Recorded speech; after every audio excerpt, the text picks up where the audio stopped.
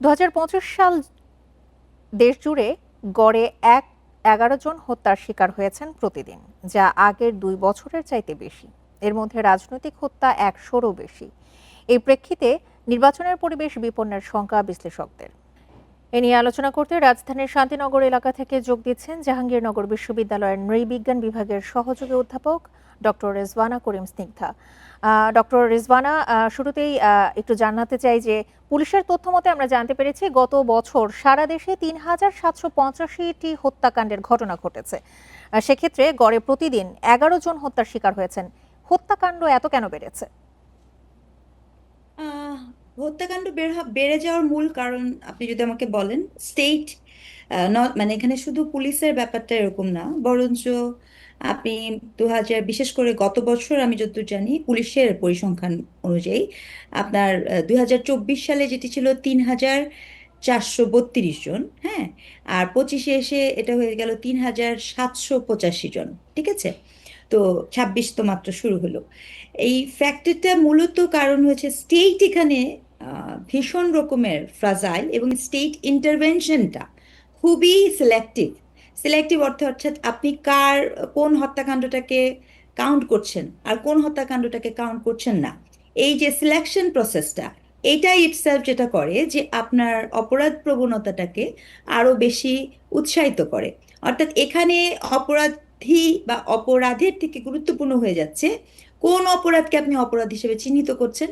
আবার কিছু কিছু ক্ষেত্রে এমনও দেখা যাচ্ছে যে আপনি নানাভাবেই নানা কৌশলে রাষ্ট্রীয় পৃষ্ঠপোষকতায় সেই মৃত্যুকে হয়তোবা ইগনোর করে যাওয়া হচ্ছে, অথবা টু সাম এক্সটেন্ট আপনি দেখেছেন যে মব ভায়োলেন্স যেটা ছিল, অর্থাৎ যেটি কিনা দঙ্গল এবং যেটা কিনা একটি পরিষ্কার সন্ত্রাস, সেই সন্ত্রাসকেও একভাবে বৈধতা দেওয়ার, লেজিটিমাইট করার একটা চেষ্টা শুরু থেকেই ছিল।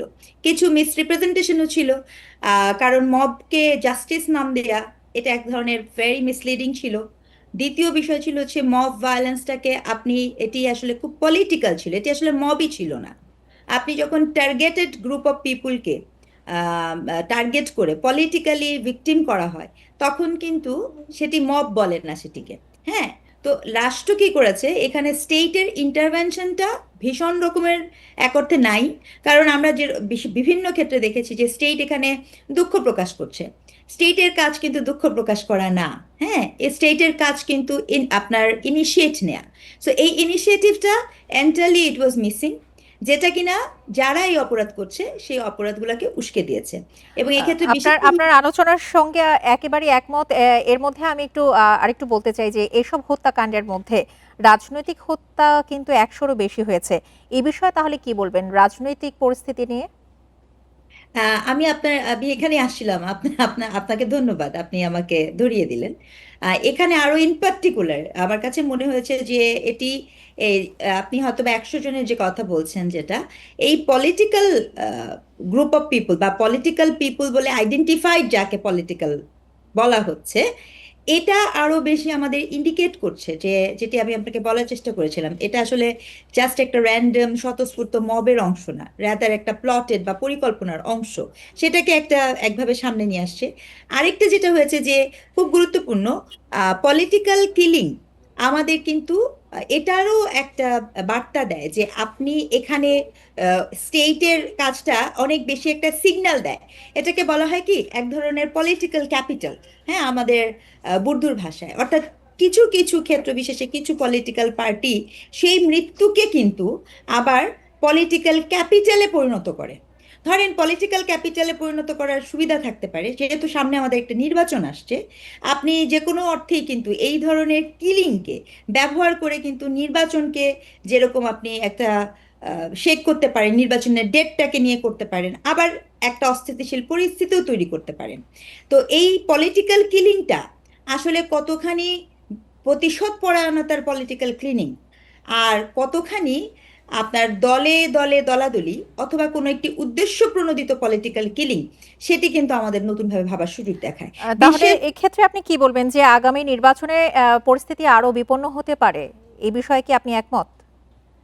দেখেন, আমি আপনাকে একটুখানি ধরিয়ে দিয়ে বলছি। বিশেষ করে আহ, গুরুত্ব- বিশেষ কতগুলো গুরুত্বপূর্ণ ক্লিনিং আমাদের সামনে কিন্তু নির্বাচন ইশতেহার ঘোষণা করার পর, মানে নির্বাচনী তফসিল ঘোষণা করার পর আপনার বেশ কিছু গুরুত্বপূর্ণ একদম দিনে দুপুরে আপনার হাদি হত্যা বলেন বা স্বেচ্ছাসেবক দল বা যুব দলের একজনের হত্যা বলেন, এই কিলিং গুলো কিন্তু হচ্ছে, তাই না? এবং আমি খুব দুঃখ নিয়ে দেখতে পাচ্ছি যে এই প্রতিটা কিলিংকেই, এমনকি আপনার দীপু দাসের মতো একটি ভয়াবহ ঘটনাটাও কিন্তু ঘটেছে, প্রতিটা কিলিংকেই আমি পলিটিক্যালি দেখতে চাই। তার কারণ হচ্ছে এই কিলিংগুলা কোনো স্বাভাবিক প্রক্রিয়ায় কিলিং হচ্ছে না। এটি আমি মনে করি নির্বাচন পরিস্থিতিতে জনমনে আতঙ্ক তৈরি করে। কারণ আমাদের যে নির্বাচনটি এই মুহূর্তে হচ্ছে, এই নির্বাচনটি একদিকে কামনীয়, আবার আরেকদিকে প্রত্যাশিতও না। এই কথাটা আমি বলতেই চাই। তার কারণ হচ্ছে 2008-এর মতো একটি নির্বাচন তো হচ্ছে না, আবার 2024 বা 18-র মতো একটি নির্বাচন হচ্ছে না। এখন যেটা পরিস্থিতি তৈরি হয়েছে যে নির্বাচন যে কোনোভাবেই একটা সহিংসতার মধ্য দিয়ে হলেও নির্বাচন আসাটা গুরুত্বপূর্ণ। তার কারণ হচ্ছে এখানে কোনো পার্টিকে আপনার মানে কাউকে, রাষ্ট্রপক্ষকে যে আমরা প্রশ্নবিদ্ধ করব, সেই সুযোগটি বা সেই ভরসাটি আসলে জনমনে নেই। এবং সেটি সবচেয়ে বড় যে বার্তাটা দিচ্ছে, নির্বাচন কেন্দ্রিক শুধু পলিটিক্যাল না, ভোটার থেকে শুরু করে, প্রার্থী থেকে শুরু করে সাধারণ নাগরিকের মধ্যে জননিরাপত্তাহীনতার বোধ দিন দিন বেড়ে যাচ্ছে। সেক্ষেত্রে আরেকটু জানতে চাই যে আপনি জননিরাপত্তার কথা বলেছেন, এর সঙ্গে আরো অনেক বিষয় সংশ্লিষ্ট। তাহলে এই হত্যা সহ সব ধরনের সহিংসতা বা অপরাধ বা এই হত্যাকাণ্ড ঠেকাতে আপনার কি পরামর্শ? সরকার বা আমাদের সকলের সহযোগিতায় কি হতে পারে? দেখেন, এখানে আমি প্রথমেই মনে করি সরকারের পক্ষ থেকে খুব মানে আমি এটা একজন বিশ্লেষক হিসেবে বলতে চাই, যদি আমার তত্ত্বাবধায়ক সরকার যেহেতু এখন নেই ওই অর্থে, বা আমাদের যে প্রধান উপদেষ্টা আছে একটি বিশেষ অন্তর্বর্তীকালীন সরকার, এক্ষেত্রে সবচেয়ে গুরুত্বপূর্ণ, কোনোভাবেই কোনো ধরনের সহিংসতার দায় মুক্তির চক্রে পড়াটা কিন্তু খুব বিপজ্জনক। আপনি যদি সহিংসতা যিনি করেন তাকে যদি দায় মুক্তি দিয়ে দেন, সেটি কিন্তু ওই যে যেভাবে আমি আপনাকে বলেছি যে মব সন্ত্রাসটাকে এক ধরনের বৈধতা দিয়ে দেওয়া, তো এই দায় মুক্তির চক্রের মধ্যে আমাদেরকে আমাদেরকে পড়া যাবে না। এটা খুব সচেতন হতে হবে। অর্থাৎ যিনি বা যারাই অপরাধ করুন না কেন বা করুক না কেন, তিনি যেই হোক না কেন, যদি সেটি সহিংসতামূলক হয়, সেক্ষেত্রে তাকে জি। আইনের মুখোমুখি হতে হবে। একটি মাত্র এখানে কিছু এক্সাম্পল সেট করা খুবই জরুরি। একটি নির্বাচন আর কোনো 30 দিন ওই অর্থে বাকি নেই।